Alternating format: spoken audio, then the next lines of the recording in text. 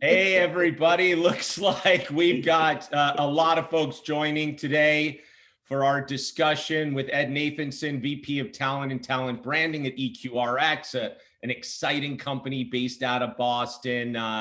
So excited even seeing everybody show up here. I'm Mike Sheridan, COO and co-founder of Comparably. We've got about a good hour together today. Ed and I are going to have a great discussion.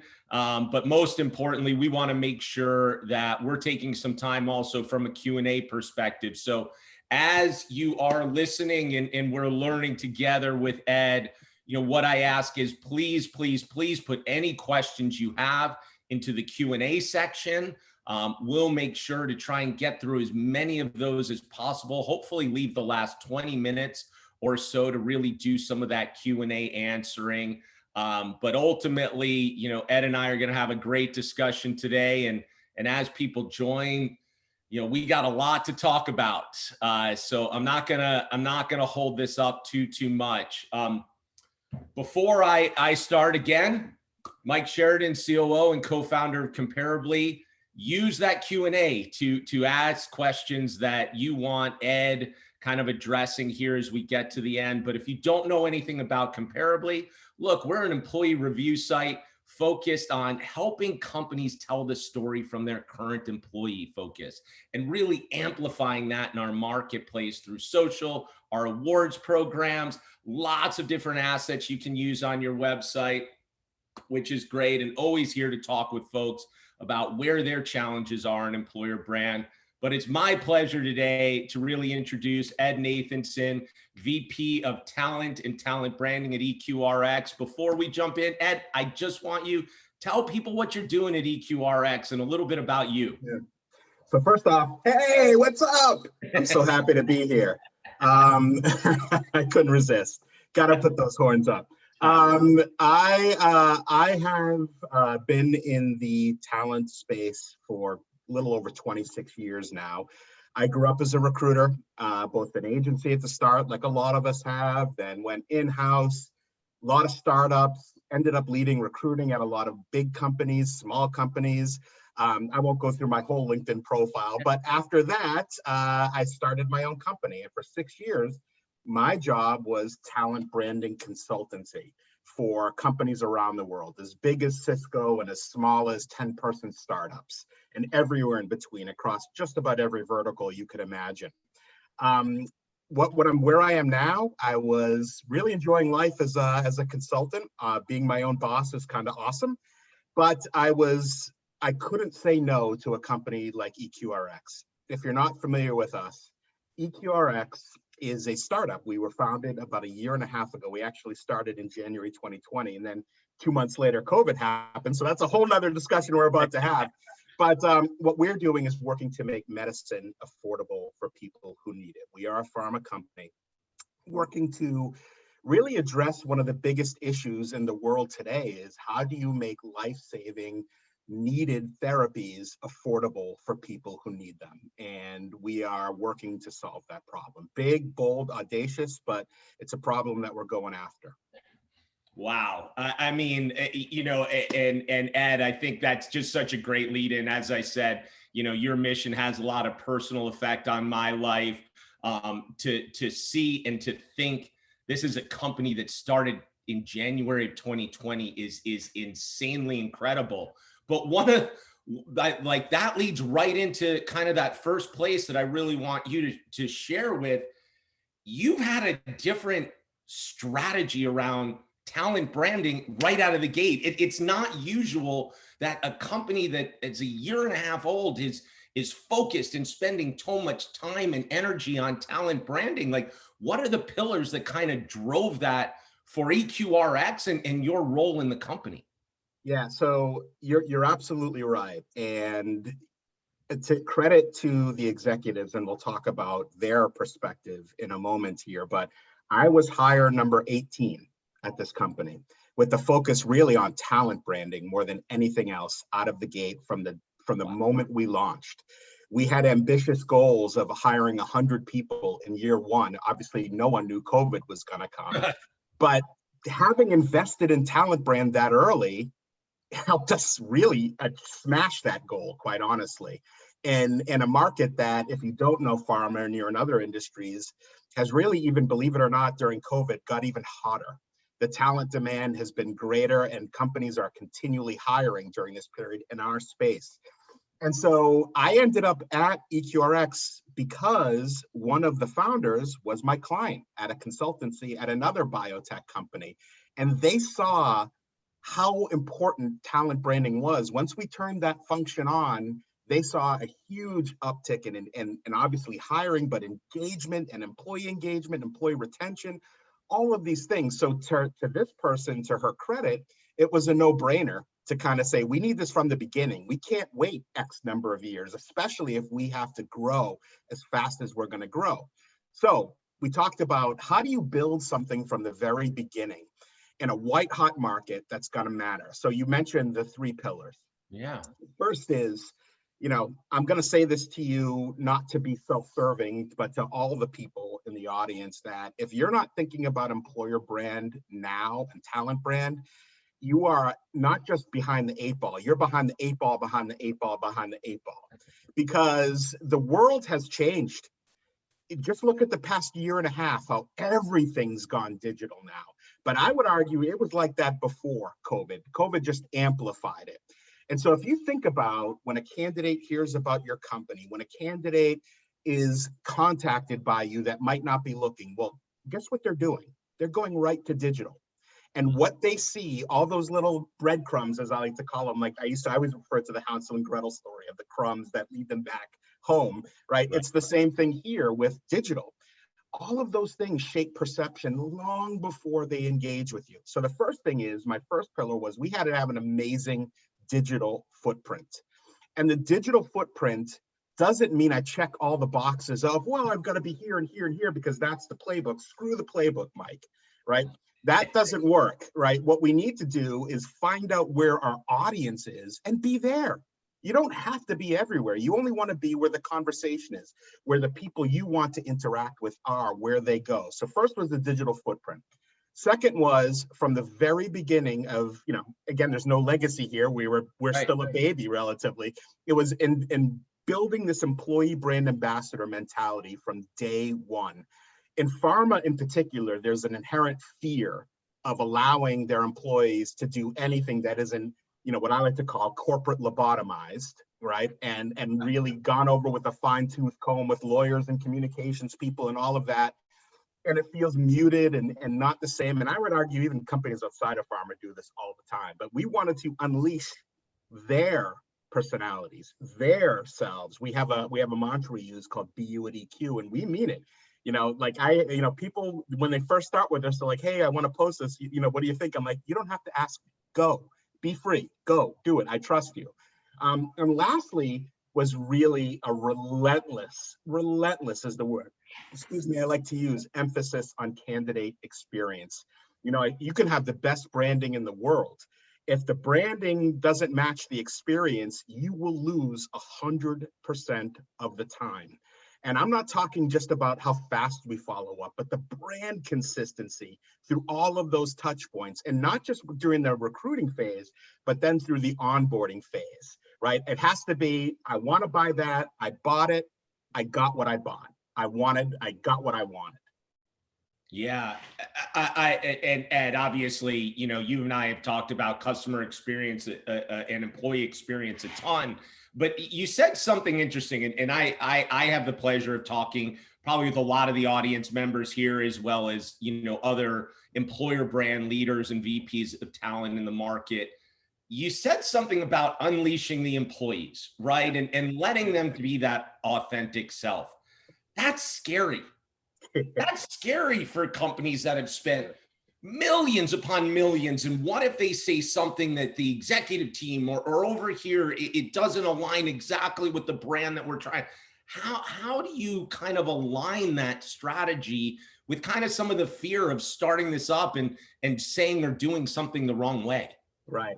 So I'll tell you what I do, and you can extrapolate this if you want, or take it or leave it.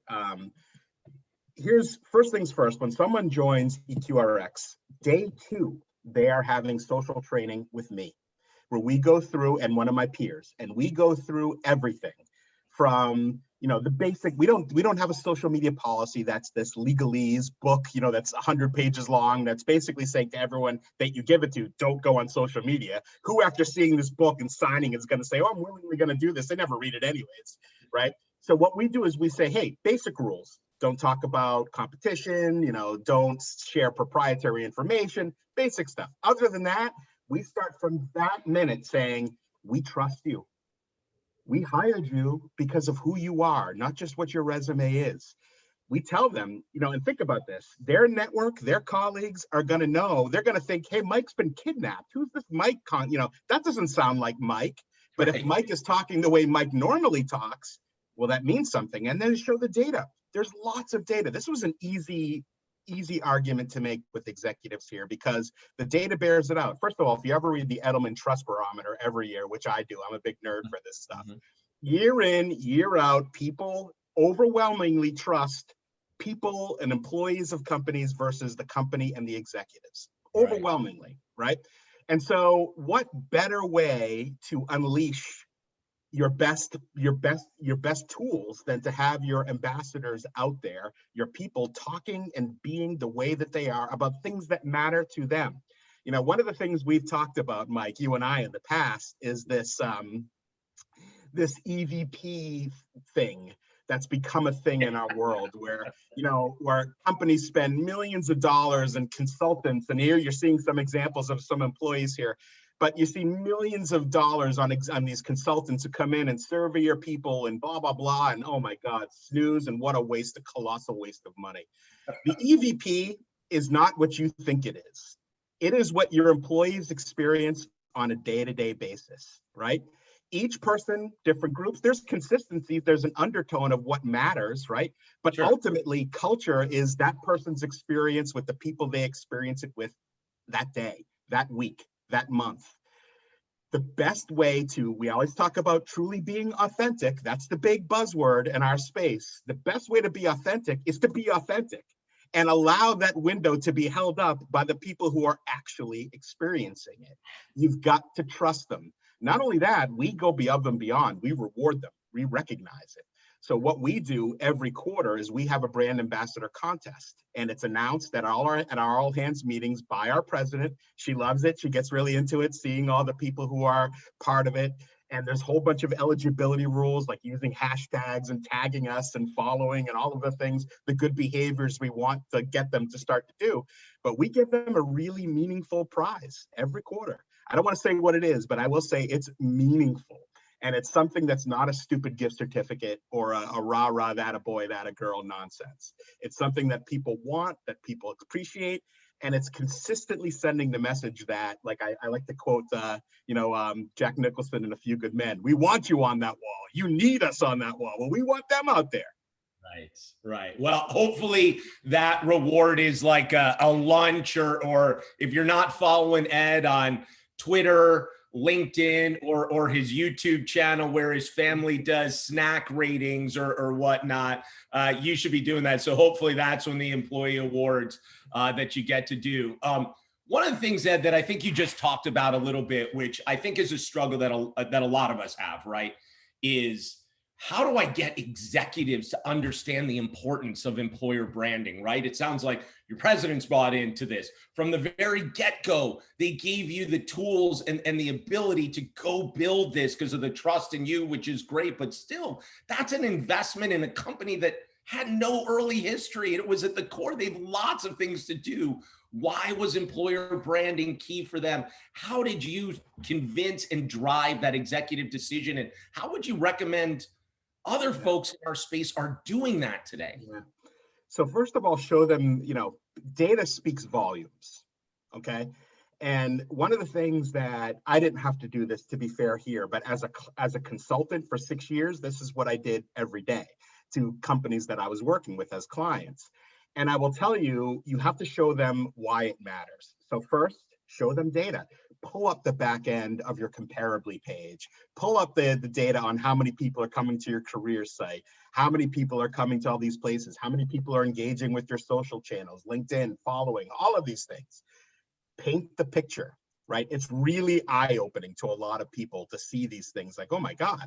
And then one of my favorite stories is, I won't say who, but a big company that I worked with, this is a great example. I'll never forget, I was pitching them about employer brand, and I said, well, describe who you are. And they said, oh, we're this amazing tech company with, we compete with, the Googles of the world, and everyone wants to be here. We're cool. We're, people think we're really cutting edge. I said, okay.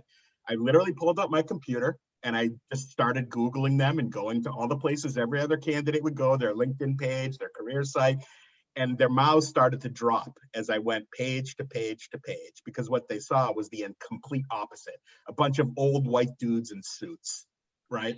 And they're like, oh my God. I said, so what were you saying you were? I was kind of being a little bit of a smart ass, but as you can't tell, no. And the reality is that they started to realize there's a big disconnect. There's a huge disconnect. And not only then to get the buy-in at the beginning, but also I like to play to their ego a little bit, not to my leadership, but to when I was doing this, I would say, who are your competitors? And I would show them what they're doing and how different it was. And, like, ooh, I don't like that. I want to be better than that, right? And then they start to go there. But beyond that, then you have the ability moving forward to shape why they should care about it with how you report on the data. You doing this can show them they don't speak the language we speak every day. Give them the data that tells the story that you think needs to be told. So for example, my leadership cares deeply about things like social engagement, about new visitors versus, how many total visitors, how many people are taking our superpowers quiz, which we can talk about, to all of these different things. And when you tell the story in a way that resonates with them, it starts to make more and more sense. And ultimately, you can start to tell it through how much you're saving by not using agencies, how many people are applying that you've hired versus how many people are sourcing, how many people found us from where. It's up to you. You can't expect them to understand. You've got to shape the story. Yeah. And so let's talk about shaping that story a little bit, right? And there's a lot of new technologies in our business, right? So how are new technologies helping you do that better than even 2, 3, 4, 5, 10 years ago, from your perspective in the employer brand world and that storytelling?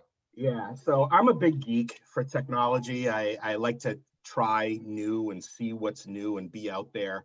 And I got to be honest with you, and this is not that there. I'm going to put this little asterisk in everything I'm about to say. Comparably is not paying me. They didn't tell me to say this. I'm going to give you guys props out of the gate first. In my consultancy, I was aware of you, but I had never used you, right? And coming here, it became very obvious to me early on the benefit of what Comparably offers from a technology perspective, from an ease of use for review perspective, from the ability to lock in real employees that have to have an address here versus people who might be upset about something 10 years ago, right, that this current regime has no part of, right? All of this stuff was really critical. But then being able to develop social assets in your social tool, being able to bring in a lot of the logos and a lot of the data and a lot of the stats. And here's a couple examples that we're seeing here, that these are things I've created in the tool. But beyond that, we also went to other tools, like we do a superpowers quiz on our website. And the idea behind the superpowers quiz is to align people to our mission and how they fit into what we're trying to do, which is, again, a really big societal, important, big mission for the world. Who couldn't get behind making medicine affordable, right? But the key is we want to see where they fit in within it. And we do it with, we brought in a lot of tools and a vendor who did a lot of psychology around even recommending jobs based on what superpower they have and what they do. But beyond that, the team, the recruiting team, it's part of their job to be social. It's part of their job to use technology. They do Q-tips. We like a lot of fun with the Q every month, where they're doing relatable content for audiences to understand about interviewing, about best practices, about resumes, about all the stuff that the very people we want to reach are interested in. So they're talking about those things, right? We do Giphies. We do a lot of, we do a lot of different things. We do, memes. There isn't anything we don't try, to be honest with you. And just like everything else, you know, what we do is we test it. If things work, we do more of it. If things don't work, we do less of it. But I'm never not going to try. The worst that can happen is it doesn't perform well. Oh, well. Yeah, and that testing mentality, like I talked about, is it can be a little bit scary, but it also is driven by the metrics and what you want to do from a company. So look, one of the things, and again, this is just conversations that I get to have, across our customer base and even just other leaders in the space. How do you measure employer branding? How do you get that ROI? How do you talk, whether it's on the TA side, the executive side, the marketing side? And one example I remember, we had a discussion where in your consultancy or whatnot, you were talking about their LinkedIn and how they were doing a lot of product, I think, and customer posts. But you convinced them to do one post about the employee experience, and I think changed things dramatically. Yeah. So again, I won't name the guilty to protect the not guilty. But this was a company that they were a big, well-known organization, and they were getting roughly about 500,000 impressions, which is pretty damn good on a LinkedIn post. But it was all product. It was all corporate press releases and, very, as I said, corporate lobotomized, agenda-driven stuff. And when we started to dip into this, their marketing team was very much like, whoa, whoa, whoa, you aren't doing any of that stuff here. Bring your culture stuff out of here. We don't want any part of that. And so we basically got them to say, give us one post and see how it does, right? And very simply, we were walking around the office. I'll never forget it. There was a birthday party going on in one of the cafeterias. We took a picture, had them get together with the cake, took a picture, and posted it with a nice little comment in there and some nice text. Well, that post got almost 3 million impressions, right? And they usually averaged a 1.5% engagement rate. This one, if I remember right, was close to 7. And immediately they're like, huh. And I was like, yeah, that's just, the reality is, and this is something that, if you do it right, can outperform corporate content all day, all night. Why? Because people don't want to be served your stuff. They want to have stuff that they can learn from, they can see, they can relax, they can laugh at, they can find emotion from. I call it humor heart. There's very much a formula of what works in every form of marketing. If you look at everything that's ever gone viral and things that fall flat on its face, it's either, does it make you laugh or does it make you feel? And feel can mean a lot of things, right? It could be anger, it could be sadness, it could be outrage, whatever it is. But if what you're doing doesn't check one of those boxes, you are wasting your time. You're wasting your time. And we talked about it earlier, there's a fear. There's a fear that companies have, again, about everyone wants to be loved. Everyone wants to be everything to everybody. Think about the very best brands in the world that you like. Are they that? I would venture they aren't, right? And what you need to do is just embrace that and say, I'm never going to make everybody love me. But if I'm true to who I am, people will dig it, and the right people will dig it for us. So I love to quote Game of Thrones. Tyrion, episode 1, season 1, to Jon Snow, and I'm paraphrasing, but he said, wear what you are like armor. That way the world can never hurt you. And I believe truly, and I've felt this for years, the best brands do just that. Screw the haters.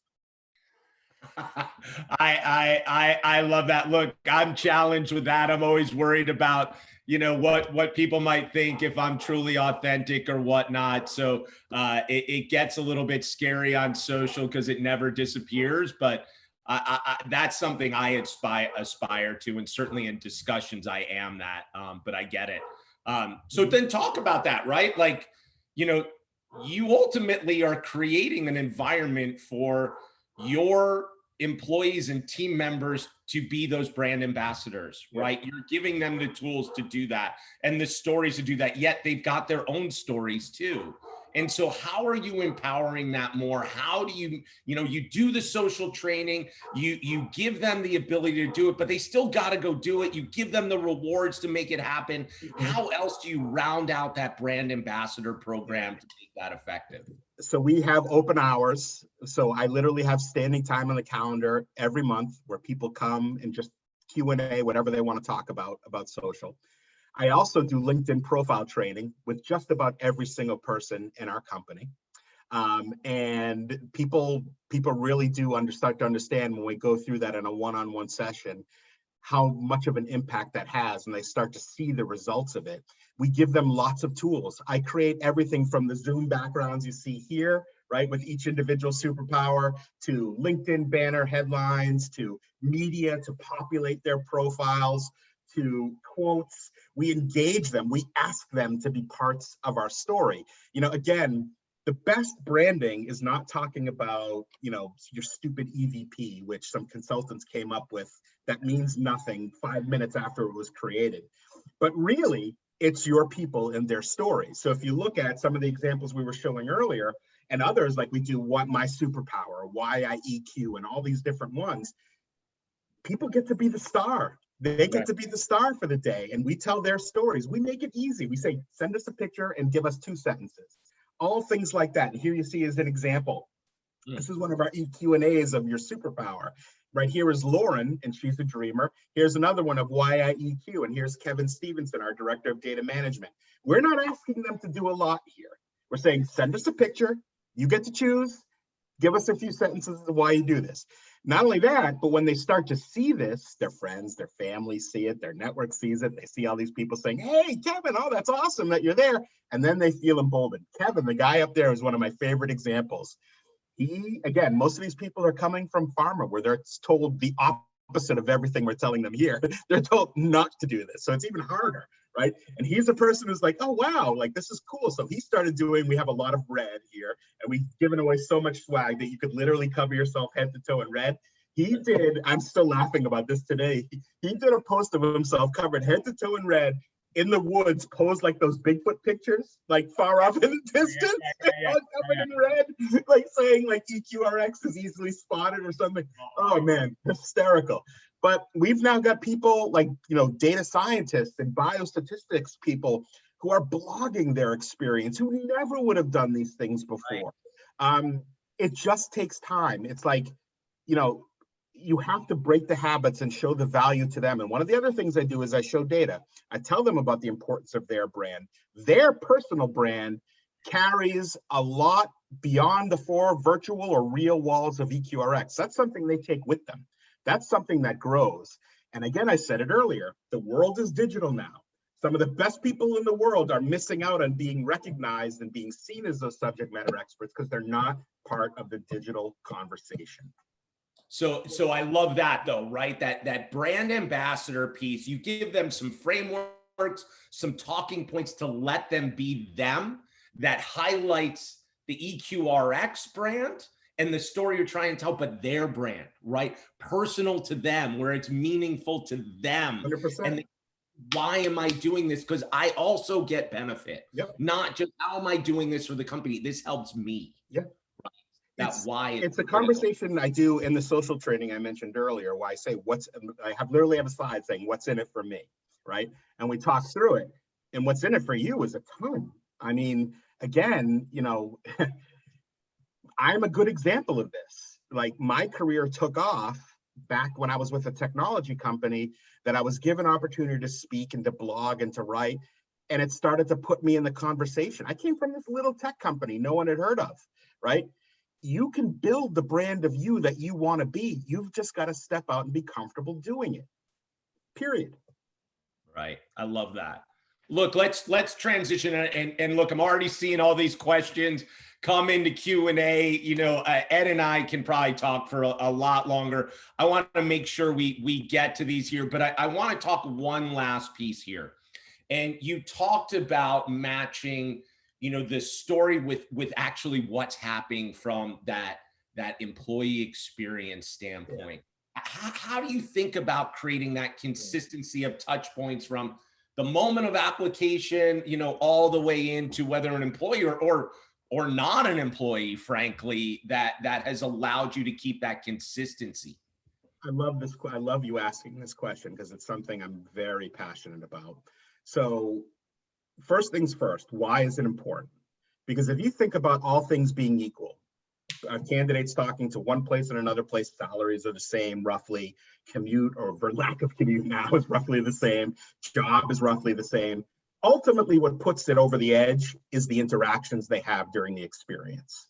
Why would you buy a car at Ford dealership in this town versus Ford dealership in another town? It's the people and experience you have that ultimately dictate which one you would go with, right? If all things being equal. So here we have a very different messaging in pharma, and that continues. It's a real focus on individuality. We don't want people to come in and fit in here, just the opposite. But also it's a touch on just going above and beyond expectations, smashing expectations, which, let's be honest, for our industry are incredibly low bar. We suck at this as an industry. All right. So first and foremost, when they are invited to interview with us, they get a welcome video from our chief people officer. They're getting podcasts to listen to. They're getting the superpowers quiz. They're getting links. They're getting Glassdoor and Comparably. We put Comparably quotes all through it of people through it, all these things. Places to go for questions. We even have a come as QR policy, which is we tell people we don't want to meet your wardrobe. We want to meet you. You don't have to dress up. Right. We also say we don't care about your dogs in the background. Life happens, all of these things. Right. All of that. Then as they go through, we even have rejection videos that we send to people when we say no, not who've been interviewing with us, but the ones who apply. Right. And who never get talked to. Because basically with the messaging saying, look, we would love to talk to everybody, but we can't. So we made this for you to tell you how much we appreciate your interest in us. And that it's not a no, it's just not now, right? And then to other things like when I want Kramer to show now, Kramer's our marketing genius behind the screen. We do a thank you video for people who are in the process, who've been interviewing with us, upending the expectation of we expect them to send us thank you. So there you go, far away.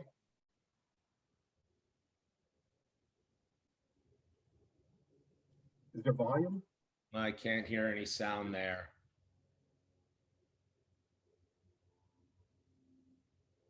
So Ed, you send this. Taking medicine is very appreciated. We know it's not typical For a company in the interview process to send a thank you video. But we are not big fans of the norm around here. We'll be in touch soon to follow up on next steps. But in the interim, we just wanted to say thank you. Thank you. Thank you. Thank you. Thank you. Thank you. Thank you. Thank you. Thank you. So Ed, everyone that goes through the you have a different video for you applied. We're not talking. Yep. Every single person gets that. Only the people that we interview in person, well, virtual, but yes. Those people before a decision's made, because it's basically saying, hey, you could have been anywhere. The part you couldn't hear is it's saying you could have been anywhere today. But the fact that you took time out to talk to us, we're so excited and thrilled that you're learning about us. We're learning about you. We'll be in touch soon. But in the interim, we just wanted to say thank you.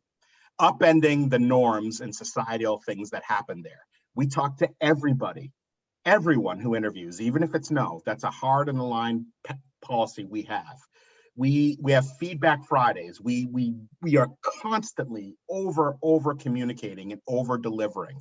And that goes through the onboarding experience where we send a whole FAQ to people, right? What to expect. We call it, you've got questions, we've got answers, right? Everything's consistently branded, how we talk, how we feel. And I'm just touching on some of the high level stuff that we do.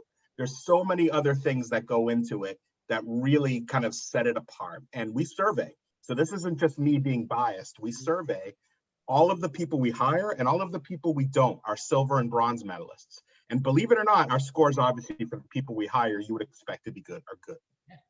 But they're higher for the people we don't hire. Because the people we hire are more critical. I made it, right? I can tell you, hey, be better at this. We gotta, the ones, believe it or not, who we don't hire, who we've already said no to, this is after they've been told they don't get the job, we send the survey. They have been giving glowing feedback. We have a 90% approval rating. Ooh. Yeah, That's insane. I mean, I can just tell you, I'm working on candidate experience. How we've got to improve it because we're hiring so much. It comparably as we've grown pretty dramatically over the last year and even the last 3 months. And so I know, thinking differently here, doing differently, and making sure we have better candidate experience is a place we have to level up. It's insane to me that the people you reject actually give you higher scores than the people you hire. And congrats to you, Ed, on Well, that. thank you. But honestly, the bar is so freaking low. Yeah, I know the bar's it's like you do anything different and it's all of a sudden better just because you actually show you give a damn. Yeah, that's amazing. Look, we're about 35 minutes, 36 minutes in, Ed. We've already got 20 questions on the Q&A. Please submit these. We're probably going to do some rapid fire ones here, but there's probably some, I think folks that want a little more explanation based on some you said. So I'm gonna kind of roll through a couple of these pretty quick here. This one is any tips, and this is something that I know I hear a lot too. Any tips for showcasing culture and engaging employees when most of our workforce is now remote?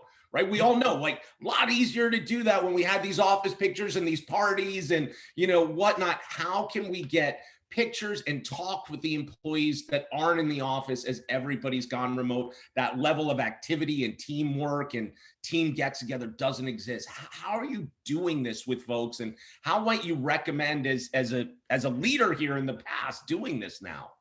So first of all, you're asking the right person because we launched in January 2020. 2 months later, the world turned upside down, right? We had to hire 100 people year one, and we had literally 20 before that happened. Now, we ended the year at 113 on the power of a lot of the stuff we talked about and an amazing recruiting team. But a lot of it, what you're talking about, is exactly what we had to do. We didn't have an office. We didn't have pictures even to go back to because they didn't exist. So what do? We make sure to show the world that they're in now. Just like I said earlier about with your employee brand ambassadors, let them go, let them share, trust them to do the right thing. Trust them that they're talking to people outside your organization every day, whether you like it or not, right? Let them, trust them, let them free. If you love somebody, set them free, as they say, right? So here, we literally took images of the world that we were in, from sharing things, asking people to film themselves, to sharing Zooms, to doing all of those things. Just, again, shining the light back on where you are in the world that we live in. If we were doing something otherwise, virtual, people be like, well, are they not part of COVID? Is it not hit them, right? And again, it's incredibly relatable. One of the mistakes I think branding and marketing makes in general is, again, this need to polish it up, to make everything seem like it's, chocolate rivers and marshmallow trees, but that's not the world that we live in, and it never will be. And the more you're honest about these things, the better they're going to be and the better they'll perform. People smell bullshit 100 miles away. You don't think they do. They do. Yeah, I mean, and so I'm already seeing a lot of questions here, right? Because it comes down to exactly that. And I know you've talked about this a little bit, but I keep getting like, how does this ROI really work? How do I translate this to marketing? Because they know and they see these numbers. And I heard you say, right, here's how it becomes an executive level discussion. Yeah. Here's how it becomes authentic. Here's how you've got to do that to differentiate. And that's something marketing can constantly understand. How have you married this though? Because you still are on the HR side of things. How do you work with the marketing team at EQRx today? How do you make that connection happen? So I want to correct you on that. I actually sit in communications. Oh, you do? Which is something that I was very thoughtful about coming into if I were to come back in-house and join a company, because I don't believe, and a lot of people, you're going to probably see your comments light up right now about what I'm about to say, but I don't believe this is an HR function. I don't. Yep, I think this should sit in communications and marketing. There should obviously be a lot of synergy in communication constantly, between those two. But in my mind, this is a marketing communications function. And I didn't used to think that. I do now. And I've come around on that as well. So to your point, how do you do ROI? So everywhere has different goals. First, I want to say that. So what might matter to one organization doesn't necessarily matter to another. But there's the common language we all speak. Am I hiring to goal? How many referrals am I getting? What's the inbound at traffic? How many people are visiting my website? Now, a lot of things that I found executives over the years love are a lot of the vanity stats too, which is how many followers do I have, right? How many people are engaging? How many people are sharing these things, right? All of that is my personal, awards, all of those things, right? And that's a very easy way to do it, especially if you put yourself up against competitors in your space that these executives are looking to be measured against. You know, some of the best clients I've ever worked with were CMOs to this person asking a question. And at first they didn't quite get it, but as soon as they did and saw the value of it, here, let me make a very strong kind of bottom line statement to you, because this does affect not just hiring and people, it's a bottom line thing. Yeah. I've worked at many companies, consulted for and worked for, where the employer brand drove successful outcomes in sales, which could be measured by people both anecdotally and through traffic of how these leads came in, right? But also to successful acquisitions of these companies. One company I worked with, a startup in software security, you talk to their CEO, they were bought by a big Fortune 100 company for a very successful exit that made a lot of people really, really happy. That they talked about, I kept hearing about this great company to work for and all the awards that you were winning for your culture, and then going online and seeing how happy your team was. This was part of their acquisition talks, a big part of their acquisition talks. So again, you know, the beautiful part about employer branding, just to round this out about ROI, is that it's so new that you can tell the story you want to tell, right? And so take the data, tell the story with the data that you think matter, and make them understand why it should matter to them. And then it will matter to them. But ultimately, the easiest way is the big three, right? It's hires, it's referrals, and it's inbound. Those are very easily things to track, or source of hire. You pick your poison. Yeah. And kind of defining the story is important, and why conversations like this, how are other people do. You know, I remember there's a pretty major Boston company that, you know, has a pretty focused employer brand team. And her comment to me was, look, at 50% of my job, I can't define. I can't lay out the success of it. But the other 50%, I've had to teach the organization how to think about this function here, how and why this is so critical to our strategy. And now more than ever, Mike, now more than ever, the world is digital.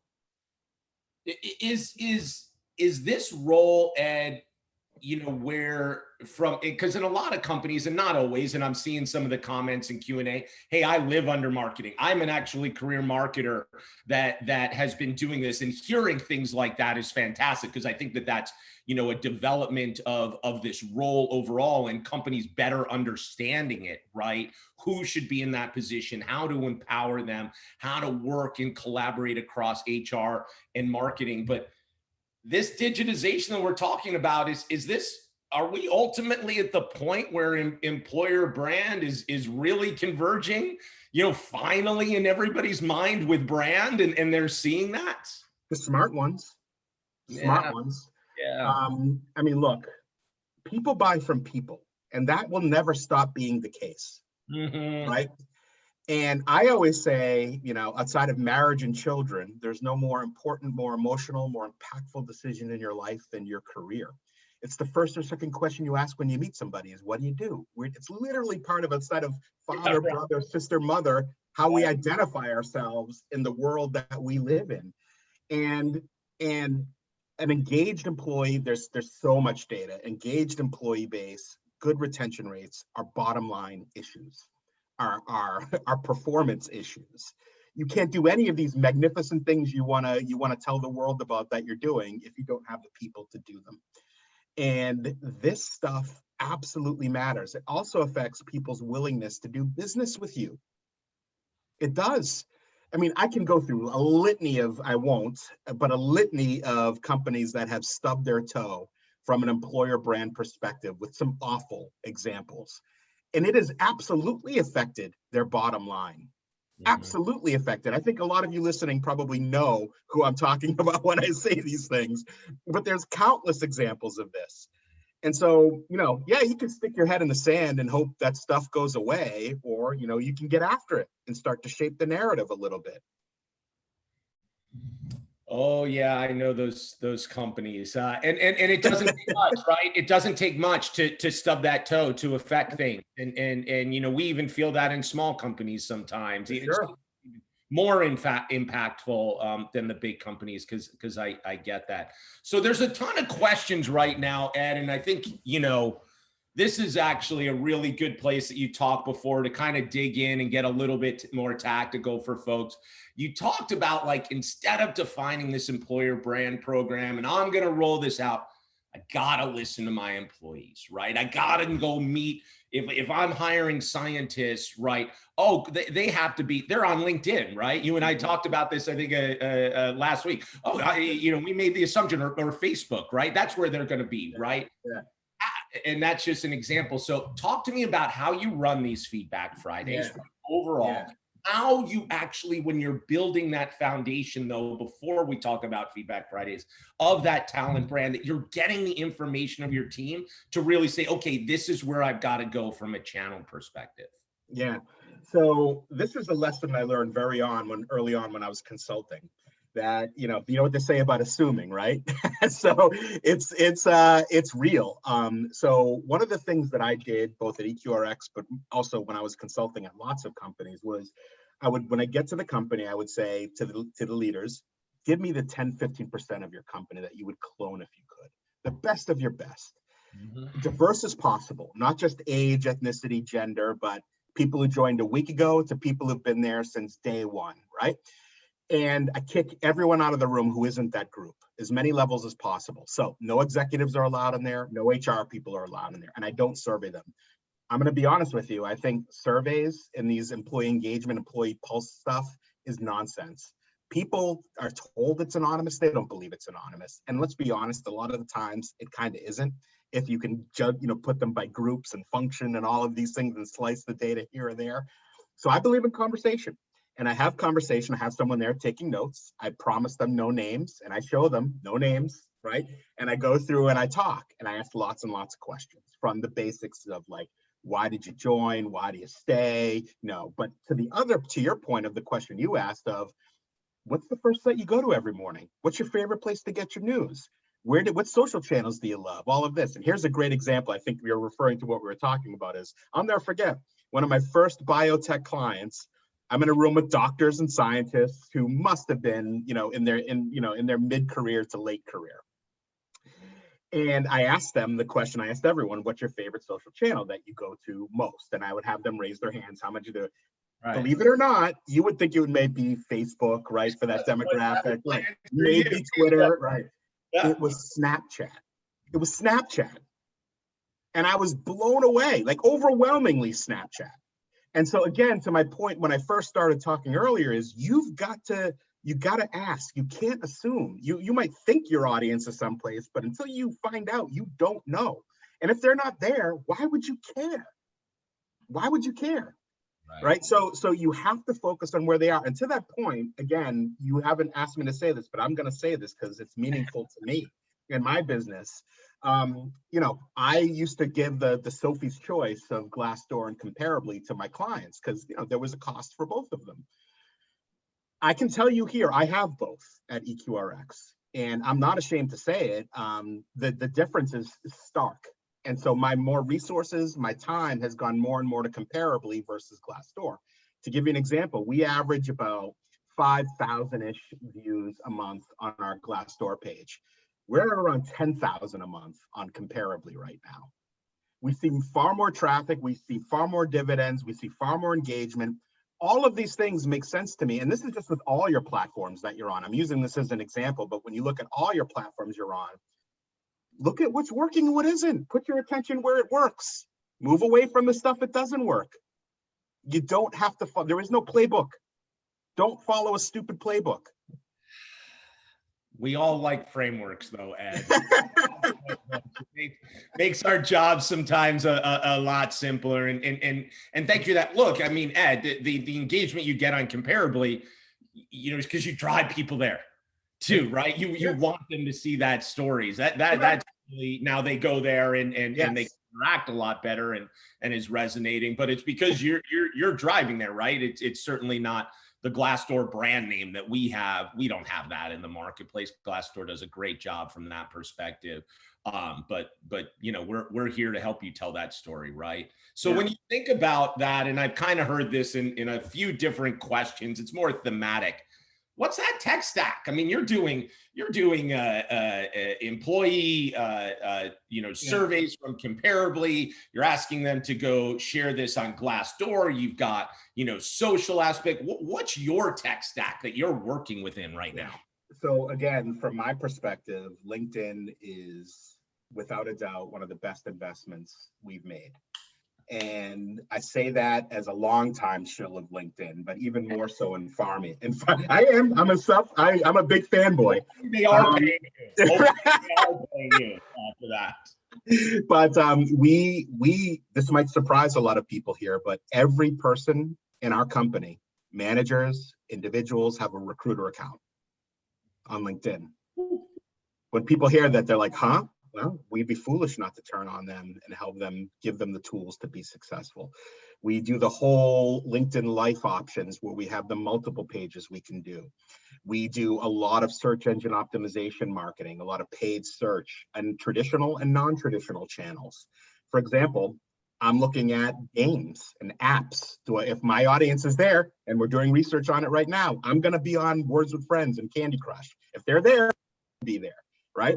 All of these things, to tools like Banana Tag, which a lot of you might not be familiar with, which is an internal mailing tool that we use for candidate experience to make it a beautiful candidate experience with graphics and video and polling and all of these things, to simple tools like SurveyMonkey. I could go on and on.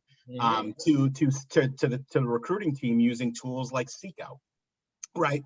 With sourcing tools that source the entire internet. You know, I'm one of those people that will try anything if it makes sense. I will always rather be first than second or last, right? Because when you're there, you're already too late. I'm even thinking of TikTok right now. I haven't done anything there yet, but we're thinking about it.